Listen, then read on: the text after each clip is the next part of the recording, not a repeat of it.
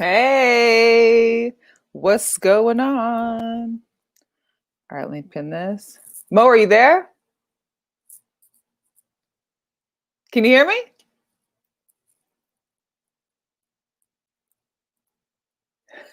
Can you hear me? I guess we're having a little technical difficulty off top.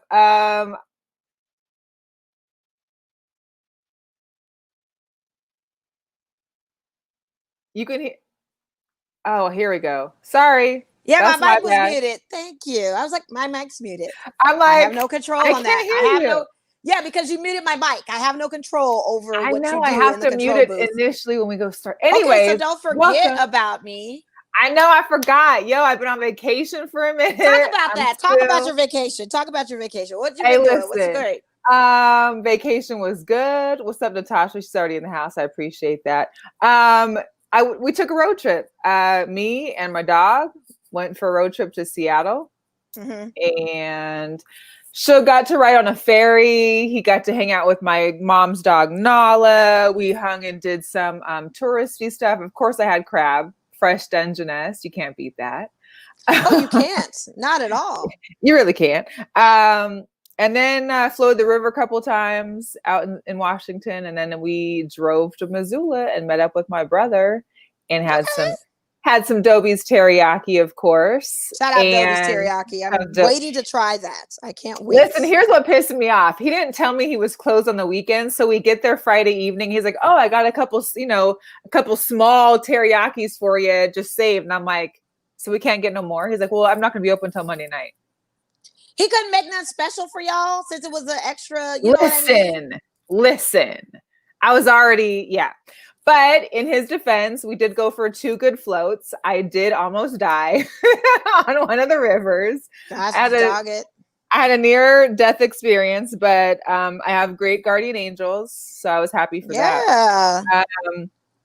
But hey, so I'm here. We had a great time in Montana. Drove back, got back to Vegas Monday night, and here we are. Yeah. I hadn't gotten a chance to watch a lot of sports over the weekend just because I was out doing so much. But I know about the NBA tipped off finally. We finally had that. And WNBA's second week was here. Our Lights had their first game on Saturday. So yeah. I see you got your lights shirt on. Sports is back. Yeah, I'm gonna represent my boys, even though they didn't have the win on Saturday. That's okay. Now you've been there in spirit. You've been to a couple of major league games in spirit. You were actually at one at the Mariners game. I'm really mad that your cutout didn't catch the foul ball. That I'm tight about. And I'm tight because it was cool. Kyle Lewis too, and I'm a new Kyle Lewis fan, so I'm all ready for that. Equally tight that you couldn't catch a foul ball with your cardboard cutout, which it's understandable. At least it didn't ricochet off your face. That would have been the worst. But here's the deal: that video if that ball hit one of them supposedly, if the ball hits your cutout, they contact you to send you that foul ball. Oh, so you want the ball to hit you? Hit me then. Yeah, it won't be a catch, but I'll take the hit to the face. But I'll take it. I will take it. Right. Okay. I mean, all right. That's just, Hey, $30. That's where it is. $30. And for $30, I mean, I feel bad that the rest of the MLB couldn't have that price point that we got. You know what I mean? Because what were the Dodgers, like 200 or something like that? Yeah, but we're a winning team, so that's the difference. I get it. People fill your stands on a regular. I mean, I understand. Still, I mean, I feel like it should be a thing where it should be all equal opportunities for that. The cool thing about the NBA is I don't think there's a charge to go on the Microsoft thing and be a virtual fan. I think that's pretty cool that anybody can just kind of tap into that. Is that what's happening? Because I was going to ask you if you knew it's through Microsoft. So if you go through, it's a website, a fan page through Microsoft. I think it's a waiting period. Like, I think there's a lot of people that's tapping into that. So it just kind of flashes when it's your turn up. I think it keeps revolving. You don't stay in the seat. Yeah. That's so cool. Because then if you can see yourself up there, wow. I mean, if you can catch a moment where you're up there, that'd be dope. Yeah. Man, I would love that. But it's so funny because the people on that are in the virtual thing are sitting there very unamused, or they're just waiting. I don't know what their mood is, but it's weird how their facial expressions are just kind of like, So they're just sitting there like not doing anything. Right. Like they're not like some of them show some reaction, and it seems to me they only show reaction when the camera's pan to them. Like they know that the camera's showing them, and then they're like, "Woo, yay, look at me." But the rest of the time in gameplay, they're just kind of sitting there like business as usual. Because they don't know when they're going to be shown. Yeah, I guess so not. They just kind I of guess sit back. not. But I hey, guess not. They're at the comforts of their own home. They're sipping back drinks. They're hanging out. Oh, they're yeah, relaxing. without doubt. I mean, that's, hey, you can't beat that. No, you can't. Not at all. Not even with a bat. Yeah. Your mom tapped in. I love that she is giving props and stuff. She says, "Hi, sis and Mo. Remember to turn you on." Nala says, "Hi. Just got home from picking her up from daycare." Well, I'm glad that she had a good daycare. Because Nala's lonely right now. You know what I'm saying? So she doesn't have Shook there to bother, and she needed something. What's up, Jose? Hey, Jose. Lisa, Spreading in Heels is in the house. Cal, listen. Our guys Off the Strip podcast, they got their back up and running on Sundays. It's 4:00 Pacific time. I was screwing it up because I thought it was 7:00 Pacific time. It was on. Well, he's on the Maryland side, so he can't do 7. That's a little too late for him. Yeah, I didn't, and I wasn't hip to that. So yeah, you were river running it. You were river running it. Yeah, doing awesome Raging Rapids and Roaring Rapids and Fairy Time and stuff. That's great, though. I think it's time to get our guests on, because here's the deal. We do have me guests. And Mo, having been sports fans for probably majority of our lives, we've heard this saying so many times. There's a saying about, oh, well, what do women know about sports?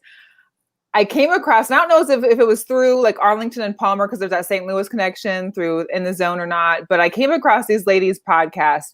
It's What Do Women Know About Sports? Because clearly, I know you and me have had that question a lot, and then we have to burn those people that want to talk. Have you had that question? I don't get asked those questions. Well, I get that, and I get the question. Oh, wow, you really know about sports. Like if you're I don't get any of that. I don't get any of that anymore. You know why? Because we have a show. That's why. So we don't get those kinds of questions, okay? Because if you guys are really tuning into Girl Chat Sports and you guys are sharing, because we need everybody to share before we bring our guests on. We have a show, so we do know what we know about sports. But we're going to introduce these ladies that know something else about sports, put them on the map as well. So let's just get them on in the chat. Welcome, ladies. Hey, ladies. Hi. Yes, I am so in love with these two ladies. I'm especially in love with the St. Louis thing. Shout out to the St. Louis folks. You guys are doing your thing, man. Yes. The Blues were doing their thing. Like, yeah, you guys are on it. And then the XFL is getting back, but we'll talk about that. But introduce your guys' selves and tell everyone about you. Well, I'm Vicki D. So again, from St. Louis. I have been in love with sports since I was little. It started with my uncle playing basketball in high school. I also grew because my grandmother loved basketball, so I grew up, watching it with her and just Okay, I like that. I like that grandma knows. Yes. She was a huge Bulls and Lakers fan. So. Oh, okay, that's what's up. Yeah. We'll take it. I will take that. I'll take the Bulls and the Lakers. I like that she was a double dose. Yeah. I like that. Go for it. I'm Bre Nicole, or just Bre, and I've been a Lakers fan like pretty much my whole life. Like I know my dad is a diehard Lakers fan, so that's probably where I get it from. I know we watched a couple of like Lakers playoffs and like during the Kobe era together, and we would just yell at the TV. So that's where I get my love, like I guess from sports from. I take it very seriously. I've had a couple of friends like who are Celtics fans. So during basketball season, like we just can't be friends because it doesn't work. I understand. So you get it. I understand. I totally understand. It's good to have healthy debates, but when you're ready to grab your knife out the kitchen drawer, then it gets into some stuff. So I'd rather you just go that way and stay over there during the season. Yeah, I get it. So ladies, you do your show. Can you give us like as far as the time specifics and what you basically cover and what your main focus is as far as this podcast? What audience are you trying to reach? What's the goal of having your show? So for me, I guess I can speak for Vicki too. Our goal is just to just sit and talk about it, and just so we typically discuss like whatever happens during that week, and we usually record on Fridays, like once we both get off work. And we talk about like whatever like big events happen, or I guess the previous week or during the week of. And our audience is to reach whoever listens. It's like whoever wants to sit and hear me talk about sports and give my opinion, or who wants to debate with me. Me and Vicky don't do a lot of debating, but when we do, it's really serious. That's my goal. Yeah.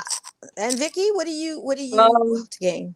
So for me, and also for Bre as well, our mission is to debunk, the people who think that we don't know about sports. That damn stereotype, Yeah, Mhm. exactly. So that's kind of our mission too, hence the title.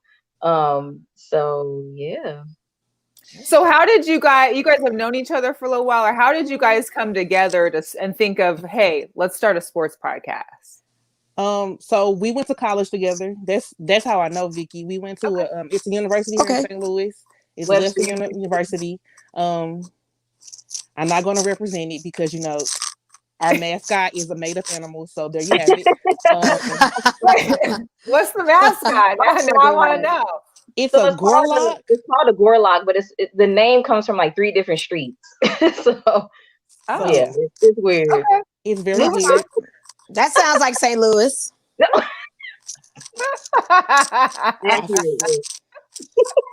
So I know her from Webster. After I graduated my undergrad, I took a semester off between me starting my master's program, and it was after my master's program. I was like, so what am I going to do now? And most people who knew me knew that I had a thing for sports. I wanted to work in sports, and I had interned with the Blues one season, and I loved it. I knew nothing about hockey until I interned for the Blues. It was the best. It was one of the greatest experiences I have ever went through. I actually got a chance to like go to the games. I experienced a playoff atmosphere in hockey. Awesome. So when that ended for me, I was like, I want to stick with that, but I'm not sure how to go about it. So I had conversations with a lot of my friends and family members, and one particular friend, she gave me the idea of doing a podcast. And she was like, why don't you do a podcast and talk about different sports, like as your way to get into the industry? And I was like, I like the idea, but who's going to want to talk with me? I'm not going to sit here and talk to myself. Like, I just can't do that. And so I said, do you want to be a host with me? And she was like, no, but just like ask around and find someone like who would and just find that co-host who would fit well with you. I ran across like a few different people. They either couldn't do it or I feel like it wasn't a fit. And then one day I was on Twitter and I was like, Victoria may be a really good fit. So I reached out to her and she was like, all for it. And the funny thing is we sat on the idea for a year. So okay. So when me and her when we decided that it was going to be like, okay, let's do this, we would actually go up to Webster on Saturdays in the library and sit and brainstorm like a title, a name for the podcast, colors, all of that.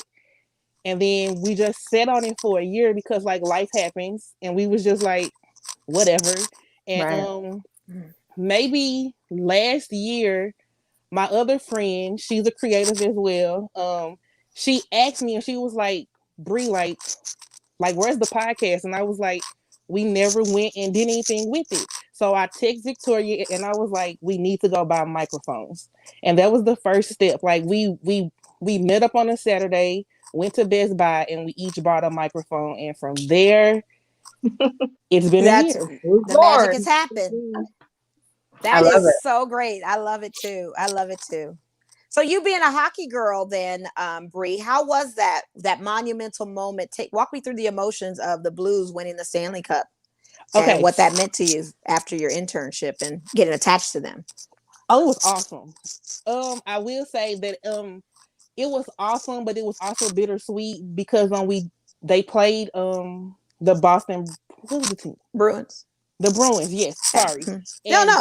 And David Backus plays for the Bruins now, and he was the St. Louis Blues captain like like forever. So it was kind of a bittersweet moment because like he was an amazing player for the Blues. I loved him as a player.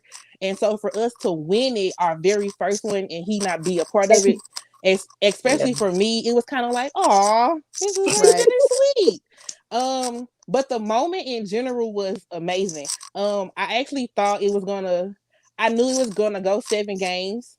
I'm gonna be honest, I didn't think like we would win it all just because like I'm never that lucky.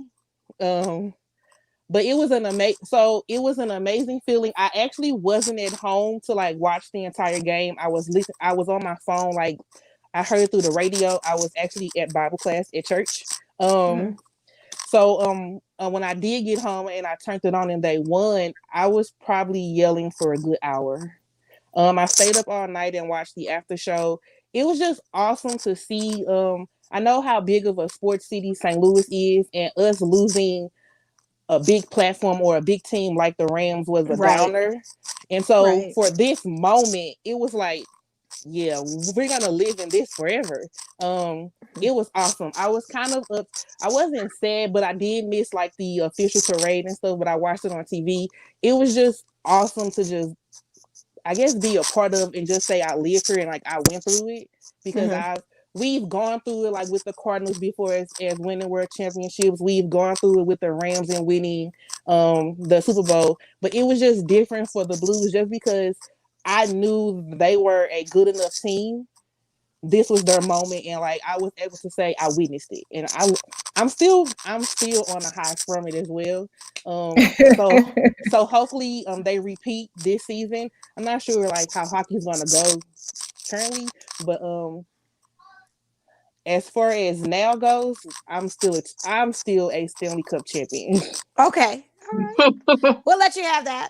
We're gonna see what our Knights do, though. We're gonna see what our Knights do, though. You know, our Knights. We've been there to the appearance, and you know, we got a new coach and everything, and we got a system that's working. And I believe we won our first match, if I'm not mistaken. So we are on a roll against the Stars. So we'll be there. We might be facing off with y'all.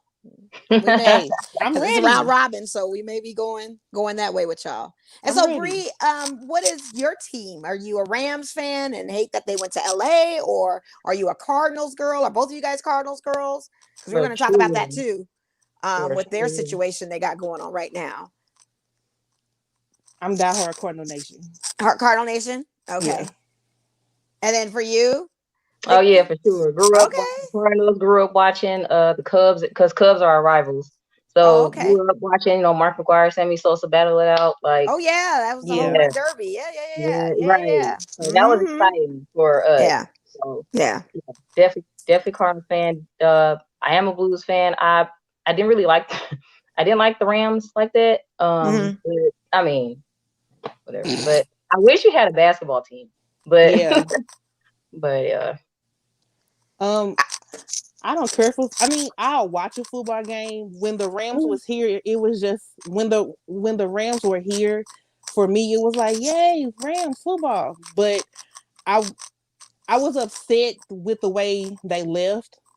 I really could care less about the Rams now. It wasn't really our team to begin with. That's true. That's true. Very true. Very true. That is true. And if you're home, but you guys had a nice little stand with them, and unfortunately, that's how it happens. My Sonics are elsewhere too. So, yeah. Yeah. But anyway, the Golden Knights play the Blues tomorrow at 3:30. Oh, okay. Game time. So maybe we'll have to take like a little online wager or something as to, because our teams are good. We're in the round robin division. So that means that, we're going through the first 4, I think it's like 2 games apiece or 3 games apiece. And then we get put into the actual Stanley Cup playoffs. So we're all leading up here. In the Canadian bubble cities for the Pacific Division. So we'll see how that goes. But the bubble's been working pretty good for some teams. Baseball. Well, I think for some leagues. I think hockey's gotten it down. They've got the 2 locations, Toronto, Edmonton. It seems to be working so far. There hasn't been any reports of COVID. Plus, they're outside the United States, which is helpful. True. Very helpful. Yeah, very helpful. Yeah, Very helpful. extremely Almost helpful. essential. Almost like an essential business that it needs to Right. be that way. Yeah, So let's jump absolutely. into a little bit about baseball then, because I know that is the one league which is not in a bubble. And like you guys have seen, as well as us, both the Marlins and the Cardinals have had issues in regards to COVID testing. What I had learned today was that apparently 2 of the guys from the Cardinals were at a casino. Yep. Heard that too. And next thing you know, they got COVID, but part of the new protocol is that you can't enter. I just figured that would have been common sense maybe for these guys to know that, yeah, we're supposed to be maintaining social distance and staying healthy for our league. But I guess they felt it was okay just to go to are there a lot of casinos out there? Yeah. Well, not like there's Vegas. a nice amount. Yeah. There's a nice amount. Mm-hmm. So did they mention out there locally in the news as far as who these players were, or did anyone, catch them out there enjoying their time, like maybe Lou Williams over at the strip club, or did? No, they didn't really mention who. But I do know that, like Yadier Molina, who's a catcher, he has it. I don't know if he went to the casino or. Well, it was 17 staffers and 7 of them were players. So it just spread like wildfire depending on who was in contact with who. Right. And what are y'all gonna do? That's all I want to know. They didn't postpone games. This sets your interplay back. It sets it already sets the Marlins interplay back. Like, what is going on? Like, I want to know how these teams can catch up to where everybody else is at in their standings. Like, we're already behind. Yeah, like you said, we're already behind a few games. I know, like, the Cubs have already played like eight or something games or something. Well, like, Cubs are doing good. Cubs are 9-2 right now. They're 9-2 right now. Right. So they're hanging in there. But for everyone else that's still trying, that are games behind, and then you guys further behind. I mean, what does that do? I'm just curious to see how that works. I don't understand. Yeah. Like, you think that all of them would cease if one team has it, let's just put on pause until they catch up, but it's just not the case. Honestly feel like they should just cancel MLB in period, honestly, because like I said, they're not in the bubble. There's too many players to be in the bubble.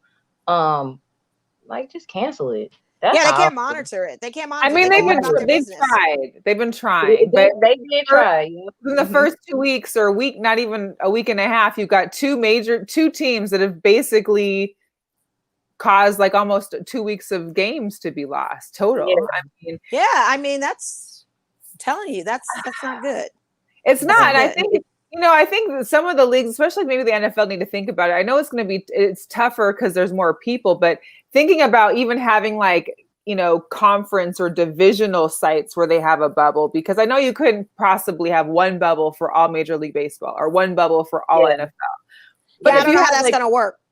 But if you had, 4, like, conferences or I don't know. I don't know how that can work. I really don't know how that can work, because you're still having people from different places coming in and out like that. And it's not in one like the NBA.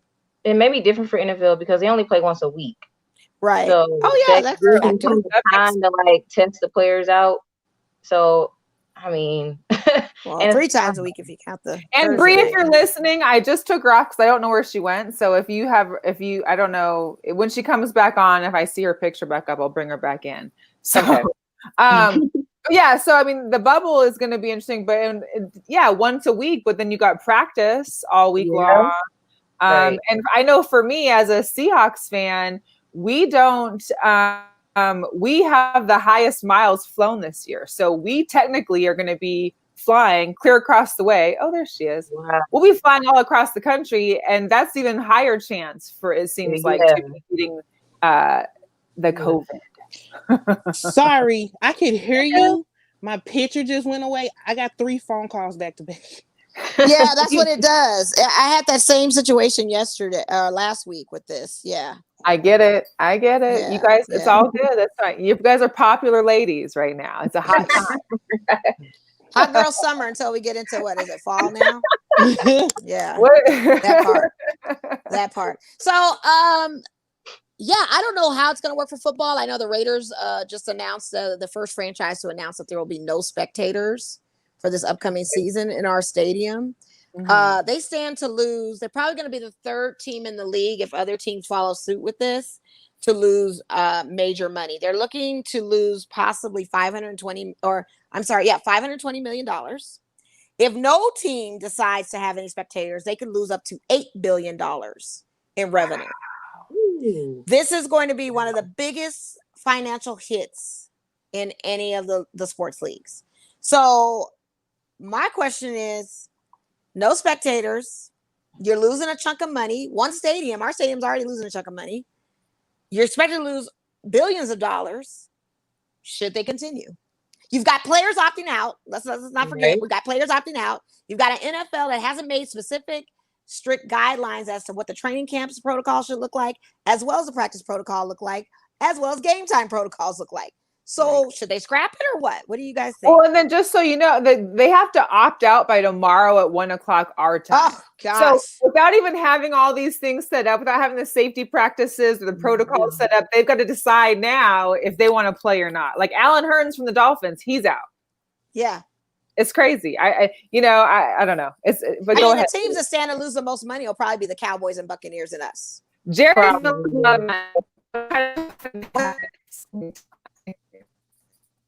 Say what?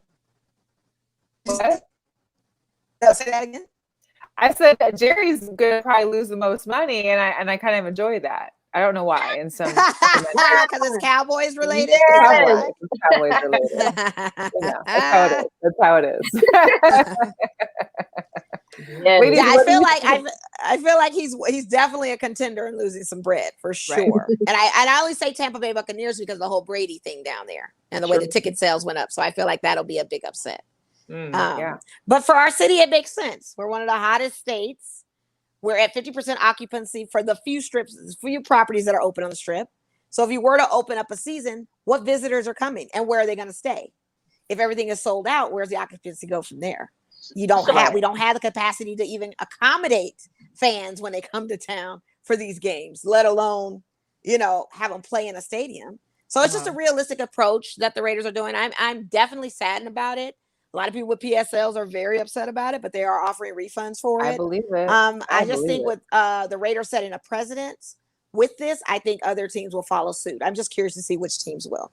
Well, and I think also because the state regulations with the states, like I know Washington, they're still in phase 2, just like we are. And although they want fans there, they legally can't do it if there's more than 50 people in a public gathering for a sports thing. Just same with Philadelphia and other cities. I mean, there's states that aren't allowing it yet because they don't know if they're going to be able to even have public gatherings over a certain amount. I mean, I know a lot of the stadiums want to have limited seating. Like you might go from 60, 70,000 down to 10, 12,000, but they're also going to be blocking those first 6 to 8 rows to give distance between the players and the fans. But what do you think about, Mark Davis, the owner of the Raiders, had been saying, hey, if there's no fans, I'm not going either. And they've announced no fans. So Mark's not going. I wouldn't go. I'm not risking my life.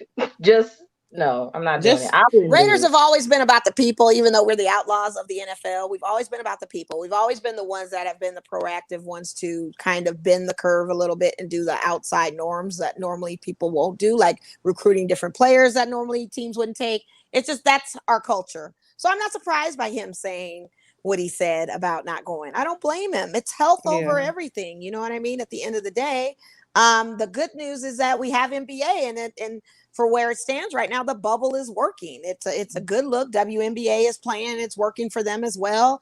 It just seems to be one of those things, if you step outside the bubble, that it brings problems, but it's not even a big problem because you're still quarantined away from the facility. And then when you come back to the facility, you still have to quarantine. They're testing their players every day. I mean, it's a good look as it stands.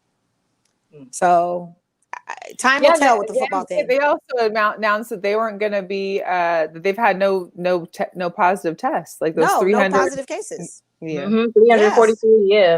Yeah. So that's a good look. I mean, it's a good look. It's a really good look. Yeah. I wouldn't be mad if they scrapped football. I really wouldn't. You're not a football person anyway, so I feel like you could take it or leave it. I don't What if they took the Lakers away right now? Right. Oh, Don't say that. Exactly. That's the same way we would feel. I know. And for Cal and whoever this other character is talking about our Lakers losing, we clinched our division. So our I don't know losses if any of y'all know at this point. Darnell. Darnell's in here. Who is Darnell? Because I asked him, like, who are you? Because he's like, you still took an L today. It doesn't matter. We clinched our division. What'd your team do? Did your team clinch? I don't think so. Is your team going to the playoffs? I don't know. Don't come for us. We're already there. we know we're going to the playoffs, and it's been the first time since 6 seasons. So I have to puff my chest out a little bit because it's awesome. Yeah, I'm a little excited. I'm excited. And granted, yes, we lost to a team today. Oh my God. Thunder, yeah. We lost to the Thunder. Okay. Yes. We play the Houston Rockets tomorrow. Dwight was out on a little knee sprain or whatever the case may be. We'll see what it does tomorrow. One thing that I'm curious about, the one thing with the Lakers, it's really fascinating, and Bre, maybe you notice this too, is we are able to analyze games, and this is with any team. It's almost like a soap opera. You're able to analyze games a little bit more in depth. You're actually hear the players, but you're also seeing units up close and personal. And some of these systems that Frank Vogel's doing, like he'll have a unit out there that just doesn't make any sense. Yeah. And it's just kind of like, why? And I don't know if it's a test to kind of just see what's going to work when we roll into playoff season. But if one system works where you have LeBron running point in the first half, and then you have AD running at the second half, or AD doing some other things with Dion Waiters and having a clutch Danny Green out there and all that, it works. Just keep it going. Don't mess it up. And today I feel like it was a big mismatch, even with the missing element of Dwight and putting in Markieff Morrison, who's totally useless in my opinion. But to put him in for Dwight, it just kind of was like, nah. Maybe not have a center position, just keep it power forwards in the system, make it run all bigs and see what it does. We should have not have lost to OKC. But again, we clinched, so I don't care. I do not care. Clippers lost last night too. I don't see y'all who riding them. And they had everybody. Even Lemon Pepper Lou was back. And they lost. Lemon Pepper Lou. So, Lemon Pepper Lou. Where's y'all people? Shoot. Did you see his post game when he was like, I mean, it's just something that I usually always do, so I figured be okay. Again, where was the common sense that said, oh yeah, let me start Magic City because this is what I usually do when I'm here, but you're in a bubble now. It was a very inconsiderate move. I mean, he played a little bit yesterday and it didn't do anything for the team, thus the loss. So maybe he's humbled now. Maybe he knows that, hey, I need to be with my team. It's about this right Beverly now. wasn't really on. He hasn't been playing the last few games either. Anyway, Melissa. No. I mean, here's the deal. The thing of it is this. We could say what people will do in postseason. You don't know what AD can do in postseason. Right. That's the scary part. You don't know what AD and LeBron together can do in postseason. Right. So this is just a regular season game. We got a few more weeks left. We play the Clippers again at the end of the month, and then we go on. But we're there. We are there. All right, let's go to some neutral territory. Let's talk about Devin Booker and these Suns. Because they now are 3-0. The Suns, the Phoenix Suns, are in the bubble at 3-0. Nope. Yeah. I mean, Devin Booker did his thing. I mean, but he's going to leave. I don't think he's going to stay with the Suns. I like Devin Booker. I like him, but I don't think he's going to stay. If they pay him, they may. They don't. He needs support though. He needs support. Oh my God. He doesn't have support. And this is a great highlight. I mean, we're looking at TJ Martin. TJ Martin has 1 turnover in the last 3 games, personal turnover in the last 3 games, has been dropping 50 pieces, 30 pieces. Where'd this kid come from Indiana Pacers? Question about that though. So do you think the numbers are going to be like kind of skewed because there are no fans, there's no pressure? So everybody, like the players that you wouldn't expect to get 50 points are all of a sudden get 50 points. All these players getting like 34 points. Absolutely. There is not a distraction of fans and crowds. Right. There is a distraction of pressure and possibly from the refs because I'm seeing more technical fouls getting called just because they're now hearing the players' voices. And LeBron got one today. They get them because they say little comments. Bench. I know, because they say little stuff. And the refs are hearing it now, and there's no crowd to overshadow it. So now you're getting these ticky-tack calls. So now they have to censor themselves on the floor. That's their biggest thing. And I think that's garbage. I mean, it is garbage. On the court and I'm getting a technical. Oh yeah, I mean that's trash. It is. It's giving away points and it's haterism, but it is what it is. It is. And well, I think it's the WNBA too.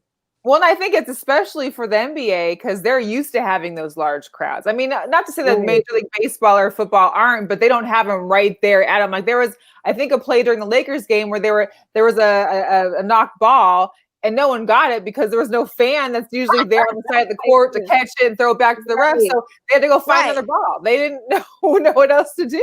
Like, I mean, it's just crazy, but I'm enjoying it. That Devin Booker moment definitely needed some audience. It did need some audience. But let's give props to the Brooklyn Nets beating out Milwaukee. Man, how does that happen? And not just beating them out. Not even just beating them out. The spread was like plus 19 or plus 18.5. Like, had you bet that spread without KD and Kyrie and Jamal Crawford, because remember he got hurt right in the 6 minute or first 4 minutes of the game. Jamal Crawford's out. So you didn't even have him to help you, but you had other players that were doing their thing. I mean, granted, Giannis didn't play the whole second half.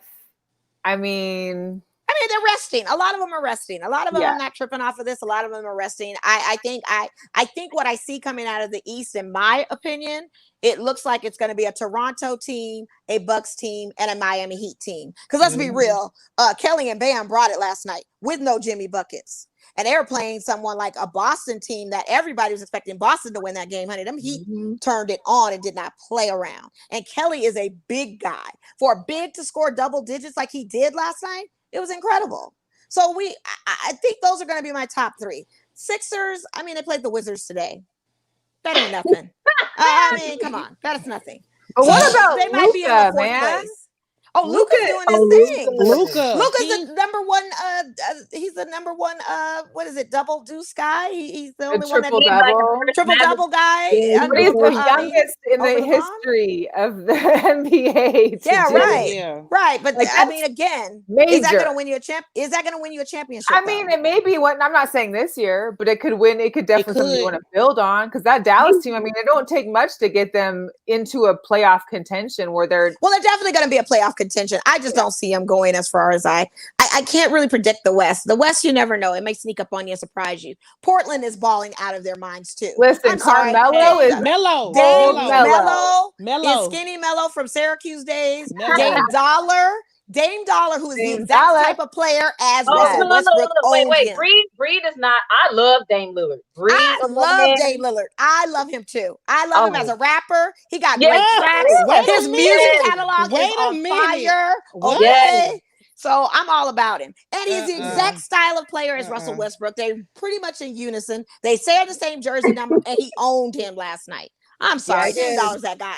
He is that guy. I am so sorry.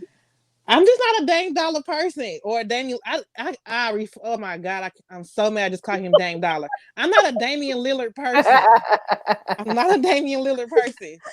That's just you can call him Dame Dollar. You can call him Dame Dollar. I will not, because the way he performed at the All-Star, it lost me. No, that All-Star that was just for fun. Listen to the album. Listen to go on Spotify. He's got you can't judge an artist on their live performance. Yes, I can. If you suck live, that's it for me. But rappers aren't good performers. It's only like a select few. And those select few are the ones I probably like. And speaking of that, I'll segue real quick. So we've got Rick Ross and 2 Chainz tomorrow night. Who y'all got? I got Rick Ross. Who you got, Vicky? I mean, Vicky got Rick Ross. Who you got, Bree? It's a versus between them. I really haven't been keeping up with the verse. It's too many. I know. But it's Vicky, if you don't get your girl real quick, because these versus battles, man. I've watched them all. My favorite one was. Which was my favorite? The Babyface and Uncle Teddy. Okay, right. Yeah, that was a good one. I think Snoop and DMX actually topped my game right now. I think that one really did really good for me. It made me happy. Nelly and Luke. Listen, Nelly disappointed us so bad. Nelly was drunk for one. He ordered wings during the whole and y'all thing. had that thunderstorm or something that was passing by and pulled a Teddy Riley with the Wi-Fi and technology. And I think that was the end of the road for Versus. They were like, from now on, we're keeping all the artists in the same room. We're just gonna have to be there together. That was it. Listen, Cornell Haynes embarrassed us. I'm so mad. But between 2 Chainz and Rick Ross, I'm going with 2 Chainz. I just like his name. I like his name. 2 Chainz got bangers that people don't realize that he gonna make y'all twerk on y'all chair. I guarantee it. It's gonna be a good versus. I mean, my Lakers are playing tomorrow night, but I'm trying to admit it. He's collabs. He's a collab king. He's got a lot of hits with a lot of people. And he's gonna that's what's gonna, he's gonna be able to put out that way. Yeah. But Rick does too. It's to be a good one. I just know 2 Chainz got, oh my God, I'm different. You start coming out with I'm different. Everybody about to you know what? Good one. That dance reggae one was good. Oh yes, that was good. That was the first one they did together, I think, was when when they started trending together. Yeah, that was a good one too. Good. Yes. Oh, good one, Steph. Thank you. Yes. So that's tomorrow. I'm excited for that too. Yeah, me too. But the votes are in. What are you guys thinking as far as I don't know if I know you're not college, I know you're not football fans necessarily, but you guys got, being in school or freshly out of school, college football, they've got to make a decision by the 21st of August. But we've already found out that UConn has decided to forego the entire season. Like, we haven't heard that before. That happened today. We haven't heard any school to just say, you know what?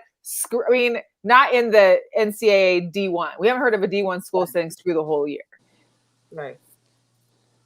I'm at a loss because I know, like, there's homecomings that are being affected. Like, all these people, I know a lot of my friends still go to homecoming every year and go to those games. Those have been canceled. They need to cancel. They can't do it. Well, I get that. Kids are disciplined to not party. You think the kids aren't going to gather when they're on campus? And that's what I'm saying is now what do we do with is football? It can college football continue? In an open stadium with no fans, possibly. I don't think so. There's talks about a second wave coming. Oh yeah, that's the fall. Well, and then you think about if they're actually having to. I know that we know our local middle schools, elementary schools are all going online, it seems like, to start off with. But college, we don't know if they're going online to start with or not. And if they're not, if there are classes and then those kids that are playing football also are in classes, like that just seems like a bigger contamination problem. You can't be in a bubble and still be going to school. You can't be in a bubble being a teenager going to college, first of all. Let's be clear. These kids are not going to listen. We all been in college. We know we don't listen to rules. Come on. I work for a college, and we're not virtual. Yeah. And we're not starting all virtual. It's a hybrid type of situation. Okay. So you'll have some days on and some days on virtual. Yeah. And the hybrid thing is still a mix too. And my school is in D1. I believe it's D2. And they are going to be having sporting events. Well, yeah, because I think they are or not or aren't. They are. I know that D2 and D3 announced the fall sports championships were not going to be held no more. Okay. But I don't know as far as that's interesting. It's just the things that it's like kind of like the NFL. It's like if one team is going to do it one way, you just got to go. I mean, if one team's not playing, why should the rest of them? You know what I mean? Well, I think they can. I just don't think they can do it. I just don't think they can do it. And they're kids. Again, these are 18 and 19 and 20. Come on. Well, I think 8 of the Bruins tested positive today. Right. They did. They just announced it. Yeah, they just announced it. No, it's not happening. Yeah. Just cancel them all. Just cancel it. I mean, you got the Pac-12 and the Big Ten both have started an initiative. Some of their players that unionized or not, they came together as a unity to discuss, to work on protocols for safety, to work on education, to work on getting paid or getting reimbursed for their likely. I didn't read all of the terminology. Yeah. But they're kids. They're kids. It's way too much. They're not going to listen. The students don't listen. They're not going to be disciplined enough to do that. I'm sorry. It's just above their heads. Look, if adults can't say it, especially when grown people can't even pull up their mask right. Especially when grown people are wearing chin straps around here, protecting beards instead of protecting their noses and mouths. then kids definitely cannot do what the right thing. Because you're already going to have a issue with the students, especially some schools where they're only allowing freshmen on campus and all upperclassmen are doing virtual learning, or like you, to your point, Bre, of a hybrid kind of situation. You're already going to have them clustered and gathered together. There's no way you're going to not be able to stop campus gatherings, let alone a football game. You'd have to end it. It just makes sense. It's just and imagine those college kids that are drunk. You have even less ability to have common sense. Even if you don't have it to begin with, you for sure don't have it after you've had a couple beers at one of the keggers nearby or something. I mean, anything in that, I don't know how you can't even control that. Right. Yeah, and Donnell said Morehouse announced all the HBCUs were the first ones on deck. When the homecomings got canceled, I knew there weren't going to be games. So the HBCUs had already put in place that they were no more fall college sports for this year. So they set the trend, actually. And I think it was one of those things that somebody has to speak up and say something to see if others will fall in line. And I think we're going to see that with the D1, D2 schools as well. So I couldn't believe today. So Mountain West, our local UNLV teams, they've announced they're going to have 8 conference games and 2 non-conference games, and that their season will start at the end of September, which is already like a whole month off from where then they usually would start. But the fact they're still going through with it. So they're going to be playing at Allegiant Stadium where the Raiders play? And it's the Mountain West. I mean, I don't know. I guess they're going to have no fans too.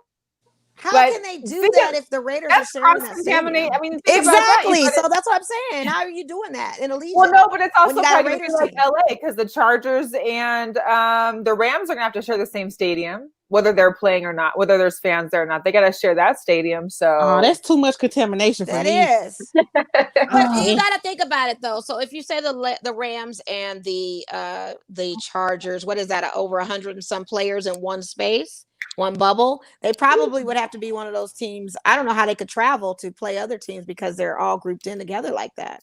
Right. I know one will be away while one's home playing in the stadium, but then vice versa. I don't know how that's going to work. I don't know. Yeah. This is all a strange, interesting, crazy year. Yeah. And none of it's making any sense. I just go with the flow. I had already psyched in my mind that there wasn't going to be any sports. And the fact that we do have a few little nuggets going on right now, I'm all about it. It's been very helpful. So, and another thing too, is you're starting up all these seasons or all these leagues up all at once. You have all these overlapping sports that you're going to be watching. The distraction is going to be unbelievable. How can you even keep up? So maybe if we could just stay focused with the NHL season, the baseball season, the WNBA and NBA season, also our MLS season, our USL season, maybe that's just enough. Maybe that's all we need right now. I think you ladies had mentioned it on your last podcast, is you think about these teams like hockey, basketball, their seasons are ending. You know, this COVID season is going to be ending in October-ish. And their usual season, next season would be starting around the same time, if not November. So you literally got these guys playing.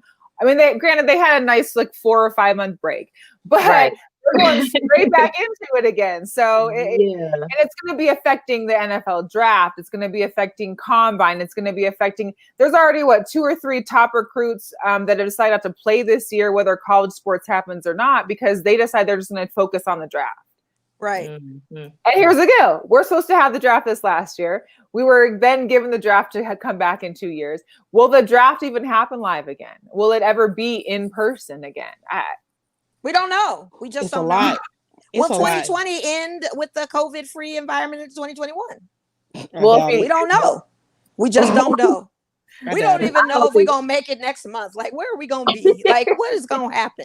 But here's the deal. It was aliens to come down at this point. It was February, March, and then all of a sudden now we're in August. I feel like this whole transition just flew. It was slow, but it was fast at the same time. You know what I mean? It was. 2020 has been a letdown. It has. We were supposed to have the Olympics this year. Right. Yes. So that got canceled. That's right. And I was looking forward to that. I wait 4 years for the Olympics to come because I love it.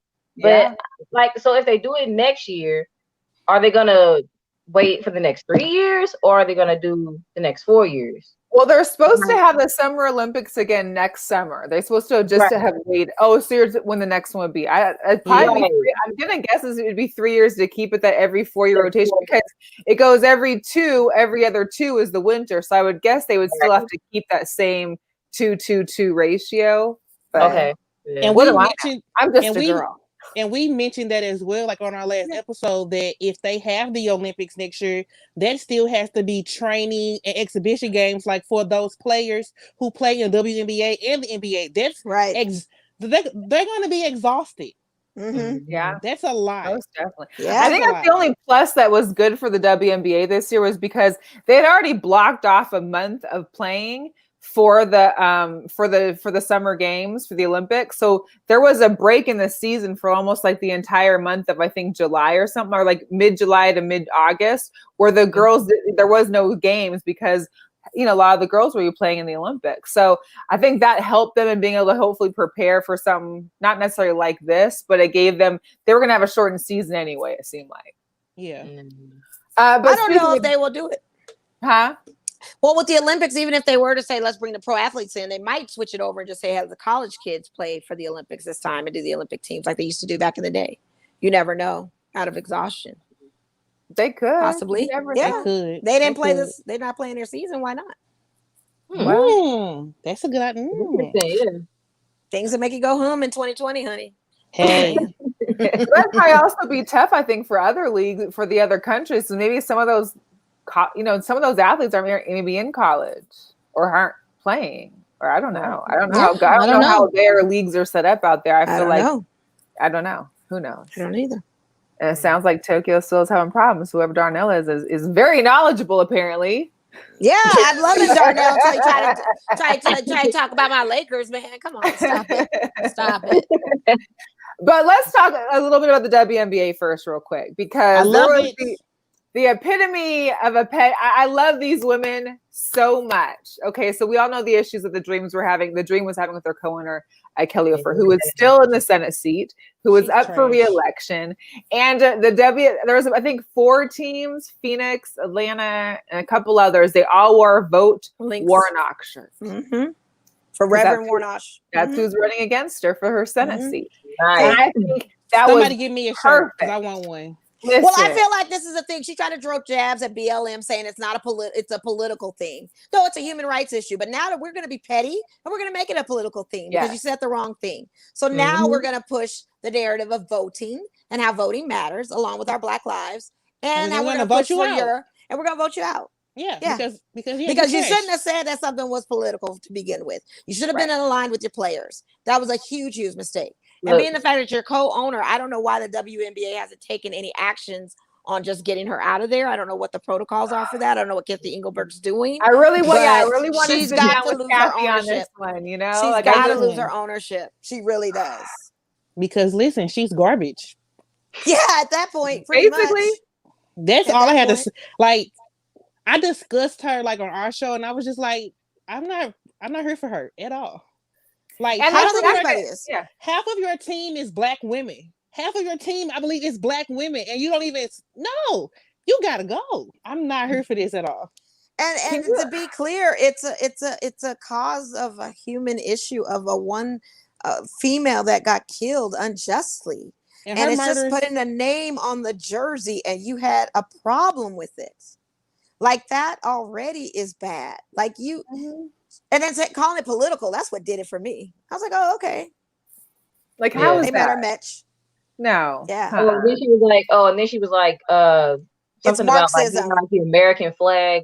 Right, the flag. She called it Marxism. She called it all kinds of total things that she doesn't really know the definitions of. I think she was just talking out the wrong end of her body, honestly. She can go about her day. Words. She really can. She buy really wig. Can. I don't like her either. It's a wig. Not the wig. Not the wig. I just don't. I mean, the entire comment or the statement it just threw me off. Like, I would have never thought, especially in the WNBA, it's already a league where the women are not looked at as equal. I would have never thought that an owner would fix her mouth to even have this type of negativity. Well, she is a Trump supporter, so. Oh yeah, big time. Yeah, big time.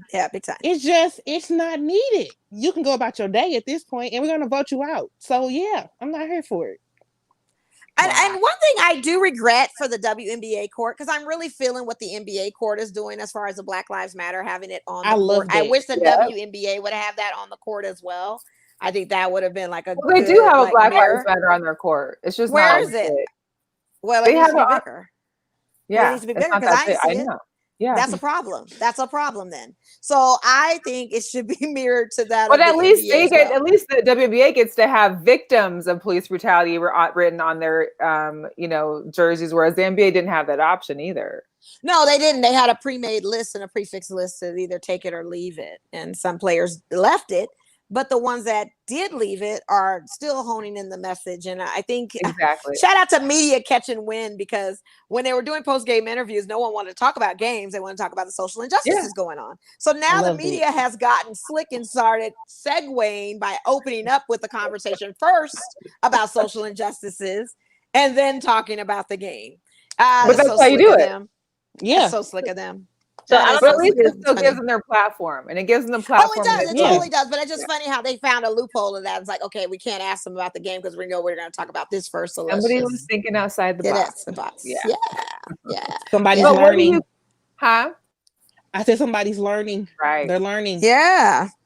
So besides, we've seen the Black Lives Matter. I even saw, in the Major League Baseball parks, they have MLB for BLM. What are some other things you think can be done? And I know today there was an announcement that the NBA's 30 owners would be donating $30 million combined together for 10 years, which for the NBA Foundation, where they're going to be giving back that money into helping with the Black communities in regards to education and career development, job placement, stuff like that.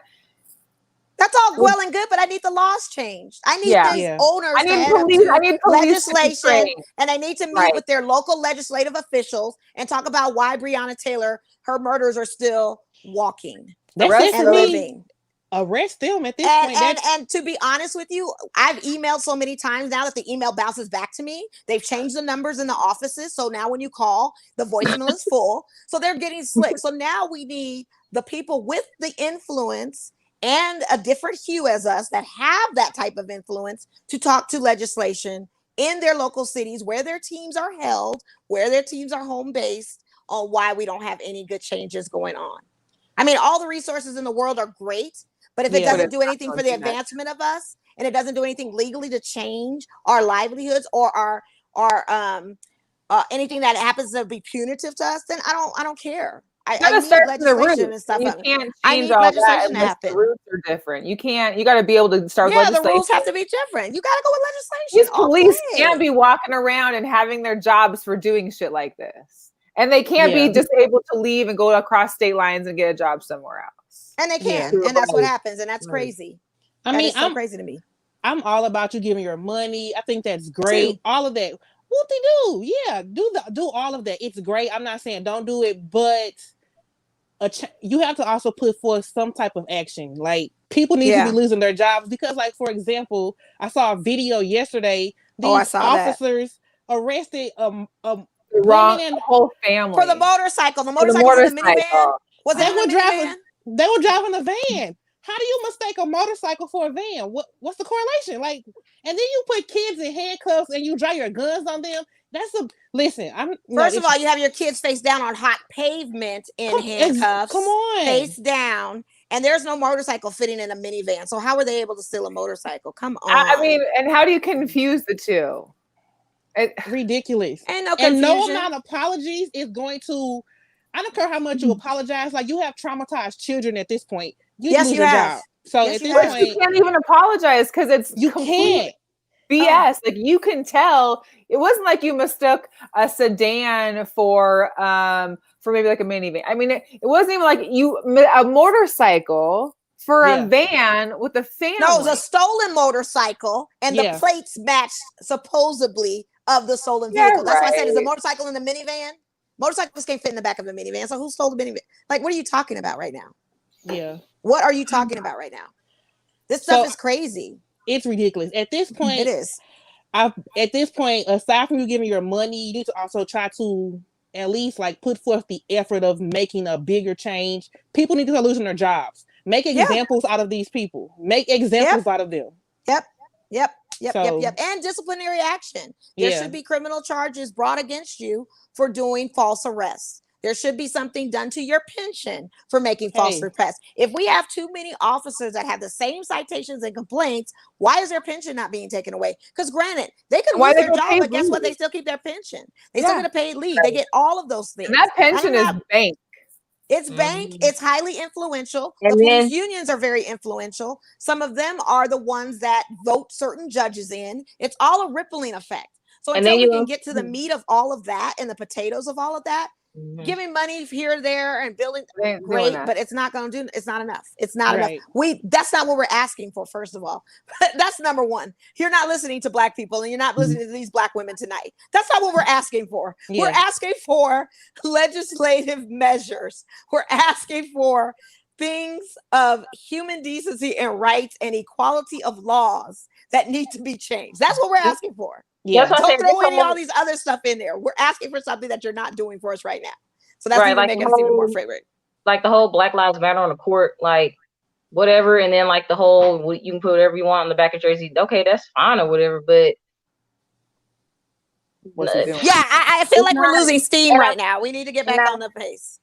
Yeah, and I feel like the NBA commercials. I don't know if you've seen the commercials about like this whole, injustice or whatever, but I feel like it's commercialized, like it's like when the McDonald's has this situation. Like I don't feel like it's like genuine.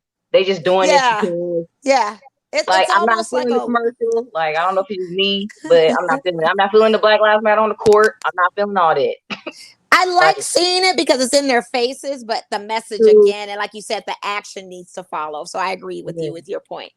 I'm just excited to even see. I would have never thought there'd be a even seeing that on the court. No lie of talking about it. Right. The one thing out of COVID is go ahead. So once COVID is all done and everything's back to normal, are they still going to have this Black Lives Matter on this court? Are they like? Or I think it needs to never leave. I think it needs to never leave. I think it needs to never leave. Yeah. I think it needs to be a permanent place on the court. I don't think it never needs to leave. I think it's something that, especially when you have a dominant sport like basketball, where a large percentage of your makeup of teams are of us. So yeah, I don't think that needs to leave. I don't think it needs to go anywhere.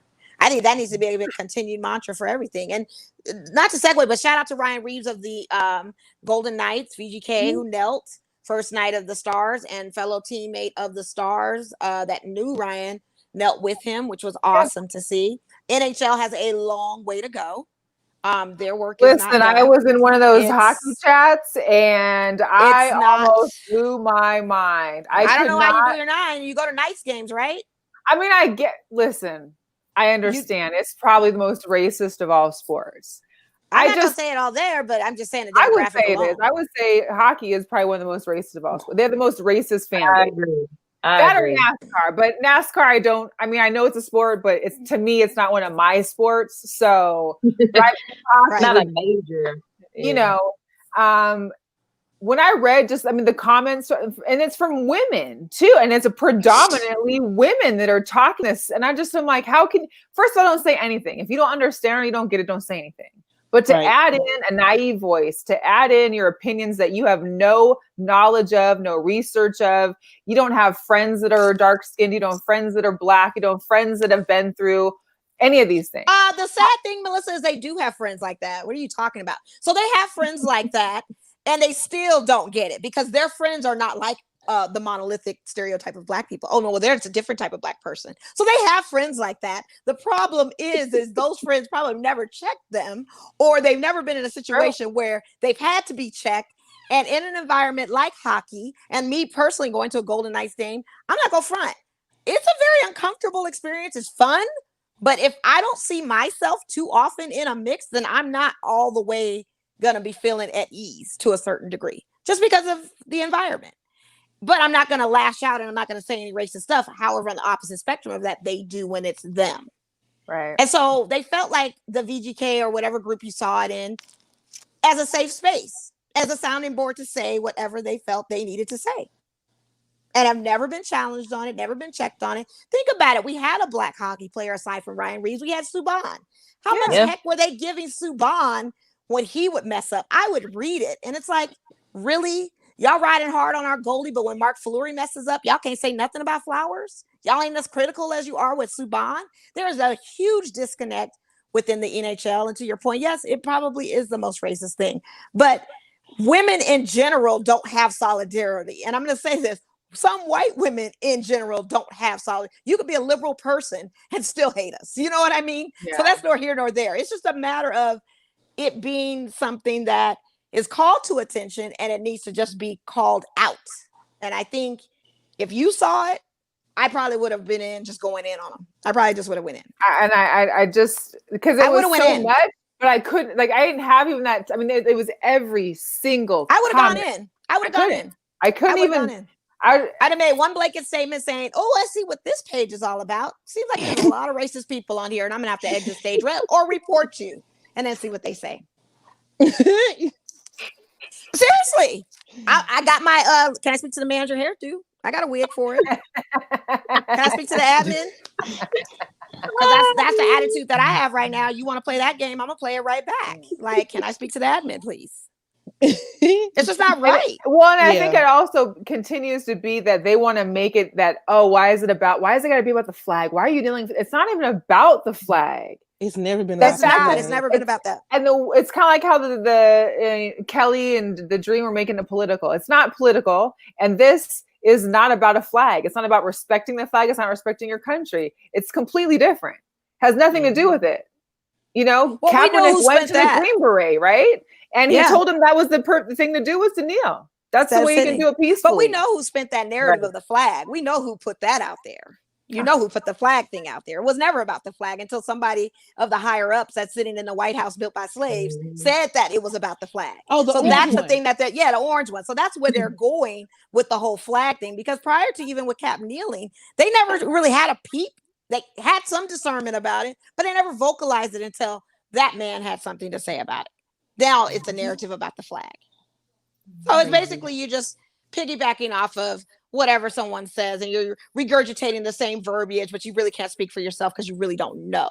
So if you don't know, then don't say anything. But if I were you, Mel, I'll let you borrow my Can I Speak to the Admin wig.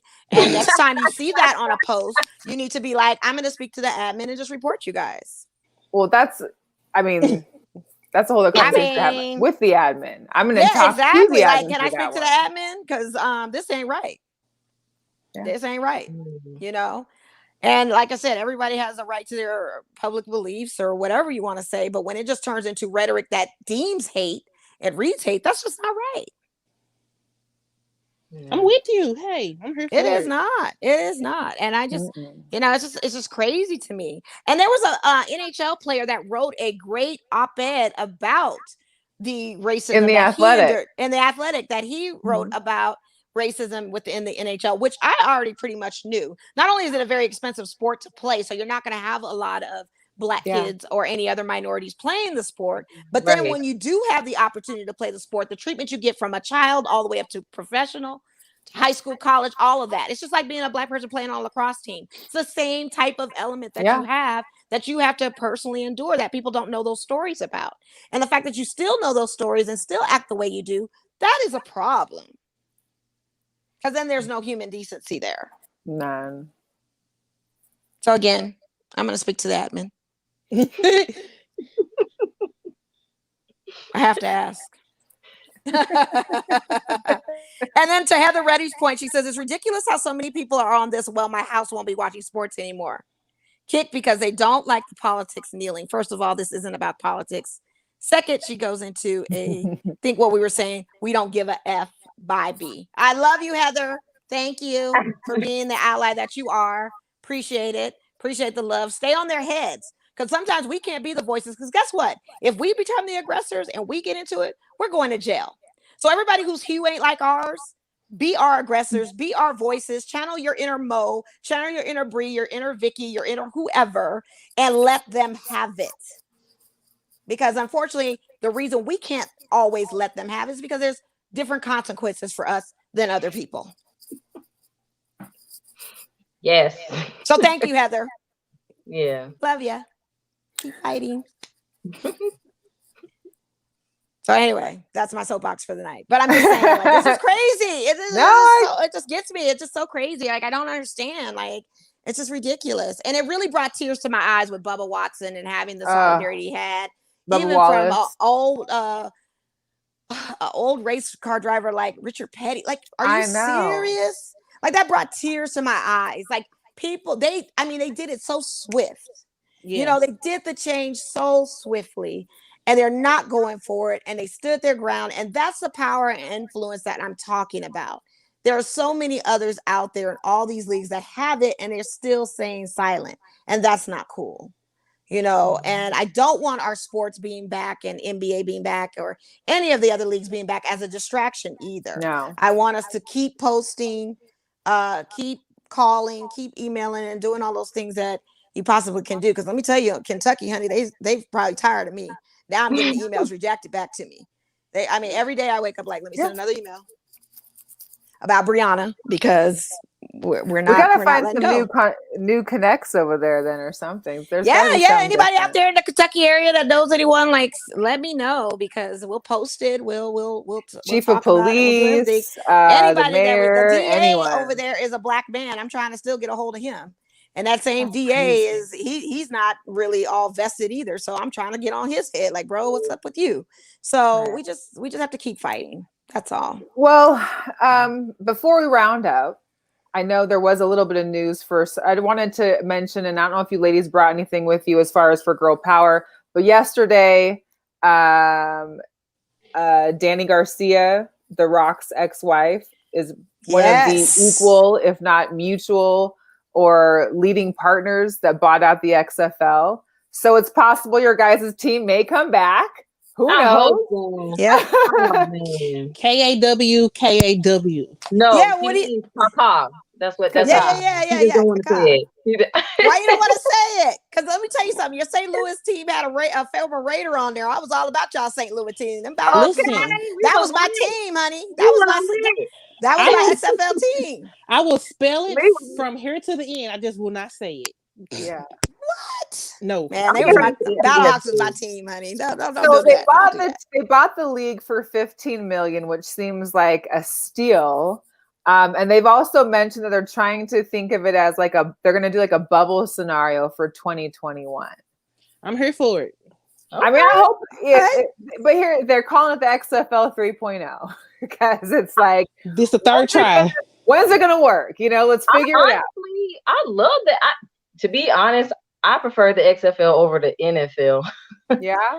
I honestly did. What? Is that because you have it there, or is it because no?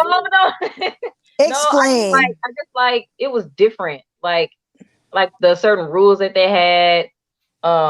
Like it was just different. And then you could hear them.